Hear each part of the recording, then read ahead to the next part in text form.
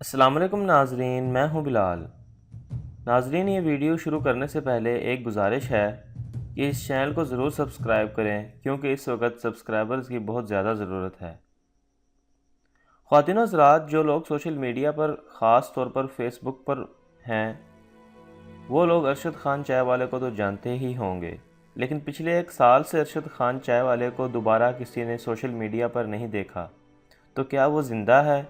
اگر زندہ ہے تو کس حال میں ہے؟ دوستو، ارشد خان ایک چھوٹے سے گاؤں کا رہائشی تھا جہاں تعلیم کو اتنی اہمیت نہیں دی جاتی تھی۔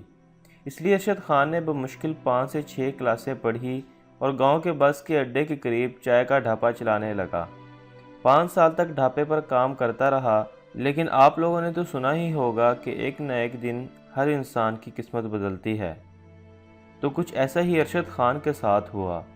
جب شہر سے آئی ہوئی ایک خاتون نے چائے بناتے ہوئے ارشد خان کی تصاویر کھینچ لی، جو یقیناً آپ لوگوں نے بھی دیکھی ہوں گی۔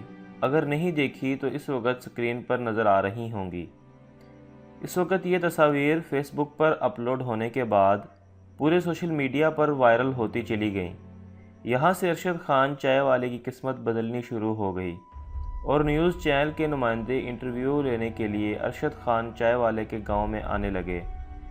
پہلے تو ارشد خان نے میڈیا پر جانے سے منع کر دیا کیونکہ ارشد خان کا کہنا تھا کہ میڈیا کا پیسہ حرام ہوتا ہے اور وہ صرف اپنے چائے والے ڈھابے سے حلال پیسہ کمائے گا۔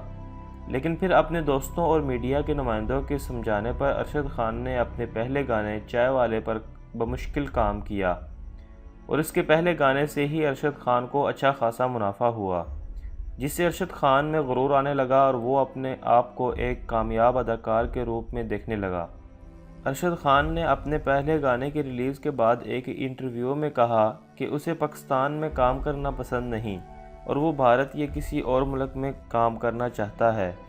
اسی لیے ارشد خان نے پاکستانی ایڈ میں کام کرنا کم کر دیا اور تقریباً 10 ماہ پہلے ایک ایڈ میں کام کرنے کے بعد کراچی سے لاہور آتے ہوئے ارشد خان یوٹیوب پر اپنے چینل پر آخری بار لائیو آیا۔ اس لائیو میں ارشد خان نے یقین دلایا کہ وہ دوبارہ کام شروع کرے گا، لیکن اس دن کے بعد اسے نہیں دیکھا گیا۔ کچھ دنوں کے بعد ٹویٹر پر ایک ایسی پوسٹ ڈالی گئی کہ لائیو آنے کے بعد اس کا بری طرح ایکسیڈنٹ ہوا اور وہ شدید زخمی ہو گیا۔ ناظرین، اگر آپ میری رائے لینا چاہیں تو میں آپ کو بتا دوں کہ میں نے ایک پوسٹ پر پڑھا دیکھا تھا کہ ارشد خان کی کچھ نازیبا تصاویر کھینچی گئی تھی جس پر ارشد خان کو بلیک میل کیا جا رہا تھا، جس سے ارشد خان غصہ ہوا اور میڈیا سے قطع تعلق کر کے ایسے علاقے میں چلا گیا جہاں اسے کوئی نہیں جانتا۔ دوستو، آپ کو یہ ویڈیو کیسی لگی کمنٹ میں ضرور بتائیں، اور اگر اچھی لگی ہو تو لائک اور شیئر ضرور کریں۔ اس کے ساتھ ساتھ ہمارے چینل کو بھی ضرور سبسکرائب کریں تاکہ تمام ایسی ویڈیوز آپ تک آسانی سے پہنچ سکیں۔ کل ایک نئی ویڈیو کے ساتھ دوبارہ حاضر ہوں گا۔ خدا حافظ۔